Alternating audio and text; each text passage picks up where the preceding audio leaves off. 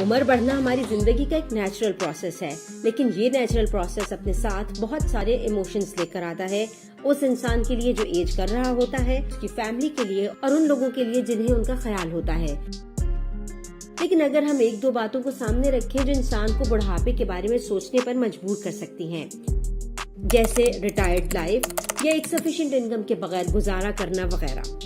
जैसे जैसे हमारी उम्र बढ़ती है, हम अपनी जिस्मानी और ज़हनी सेहत में तब्दीलियां एक्सपीरियंस करते हैं और शायद हम अपनी रूटीन लाइफ को, अपने दोस्तों को मिस करने लगते हैं। हम ये जानते हैं कि बुढ़ापा अपने साथ साथ कई तरह की ज़हनी और जिस्मानी परेशानियां लेकर आता है और हर किसी के हालात आइडियल नहीं होते, लेकिन इसका हरगिज मतलब नहीं कि हम अपने लिए एक अच्छे और हेल्दी एजिंग प्रोसेस के लिए कोशिश ना करें। हम हर चीज को कंट्रोल नहीं कर सकते, लेकिन हेल्दी एजिंग के लिए जो चीजें हमारे कंट्रोल में हैं, उन पर जरूर काम करना चाहिए। ये बात हमें खुद भी समझनी चाहिए और अपने इर्द गिर्द ऐसे लोगों को भी बतानी चाहिए जो बूढ़े हैं या बुढ़ापे की जानिब गामजन हैं कि उम्र का बढ़ना या एजिंग किसी तौर भी किसी डिक्लाइन को रिप्रेजेंट नहीं करता। इस वीडियो में हम बताएंगे आपको वो तरीके जो हमारे लिए हेल्दी एजिंग को आसान कर सकते हैं। Number 1, get regular exercise. रोजाना एक्सरसाइज के बहुत से फवायद हैं। ये हमारे जहन और जिस्म को एक्टिव रखती है, हमारी नींद को बेहतर करती है और रिसर्च के मुताबिक एक्सरसाइज स्ट्रेस मैनेजमेंट में भी हेल्प करती है। फिजिकल एक्टिविटी हमारी ओवरऑल वेलबीइंग के लिए अहम है, लेकिन इसका हरगिज मतलब नहीं कि आप जिम ज्वाइन कर लें। लेकिन कुछ हेल्दी हैबिट्स जरूर अपना सकते हैं, जैसे सीढ़ियां चढ़ना, अपनी उम्र के हिसाब से हल्की फुल्की वॉक करना या फिर दोस्तों के साथ किसी वर्चुअल वर्कआउट का प्लान करना। Number 2, visit your doctor. Doctor के पास अपने रेगुलर चेकअप्स के लिए जाना एक अच्छी आदत है, लेकिन ये उस वक्त बहुत अहम हो जाती है जब हम बुढ़ापे की तरफ बढ़ रहे होते हैं। डॉक्टर को रेगुलर विजिट करना आपको आपकी सेहत के बारे में अवेयर रखता है और ऐसा करना आपको सीरियस इलनेस से भी महफूज रखता है। कहते हैं कि डॉक्टर और वकील से कुछ नहीं छुपाना चाहिए, तो आप भी ये बात याद रखें कि अपने डॉक्टर को अपने हर खदशे से आगाह करें, चाहे वो छोटा हो या बड़ा। अगर डॉक्टर किसी किस्म की स्क्रीनिंग, सप्लीमेंट्स या लाइफस्टाइल चेंजेस सजेस्ट करते हैं, तो ये याद रखें कि इसमें यकीनन आपका ही फायदा होगा। नंबर 3, गेट ए प्रॉपर स्लीप। हम में से अक्सर लोग रात की भरपूर नींद की अहमियत को नजरअंदाज करते हैं, जबकि रात की नींद मिस करना हमें ज़हनी और जिस्मानी दोनों तरह से डिस्कम्फर्ट करता है। जहाँ तक इस बात का ताल्लुक है कि उम्र बढ़ने के साथ साथ नींद कम हो जाती है, तो ये महज एक मिथ है, क्योंकि बढ़ती उम्र के बावजूद भी हर रात 7 से 9 घंटे की नींद की जरूरत होती है। आप चाहे रिटायर्ड हों या काम कर रहे हों, आपको अपनी नींद का एक फिक्स शेड्यूल तय करना चाहिए। लेकिन अगर आप रात को जागने के आदी हैं, तो मुमकिन है कि इस आदत की वजह से आप स्लीप डिप्राइव्ड हों।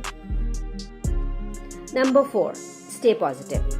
हम में से बहुत से लोग रिटायरमेंट के मुंतजिर होते हैं और ये सोचते हैं कि अब हमें फाइनली वो करने का मौका मिलेगा जो हम करना चाहते हैं, लेकिन हमें इस ट्रांजिशन को एक्सेप्ट करने के लिए वक्त चाहिए होता है और इसी में कभी कभी हम गमगीन हो जाते हैं और खुद को वक्त देने के लिए तैयार नहीं होते। आपको चाहिए कि पॉजिटिव रहने की कोशिश करें। हमारा मुआशरा अक्सर बुढ़ापे के बारे में एक खौफजदा करने वाले टाइम पीरियड के तौर पर बात करता है, लेकिन अगर हम एक ग्रोथ माइंडसेट के साथ देखें तो हमें अपनी जिंदगी के इस नए चैप्टर से मुताल्लिक बहुत सी पॉसिबिलिटीज मिल सकती हैं।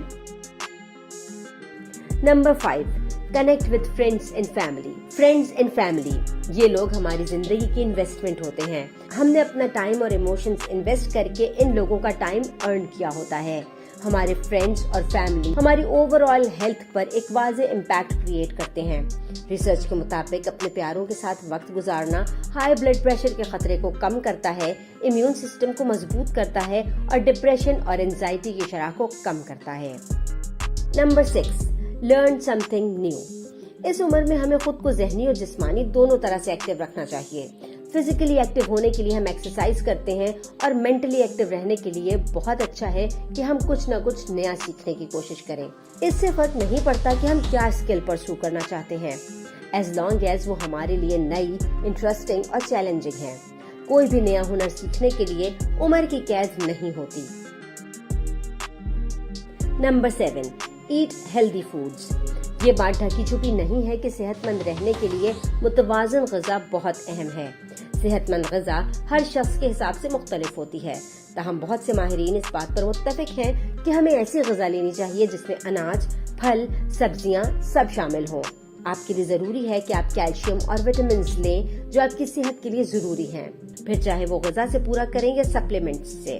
کیلشیم آسٹریوپروسس کے خطرے کو کم کرتا ہے، جبکہ وٹامن ڈی کا کم ہونا صحت کے مسائل کو جنم دیتا ہے۔ Number 8، do something you love.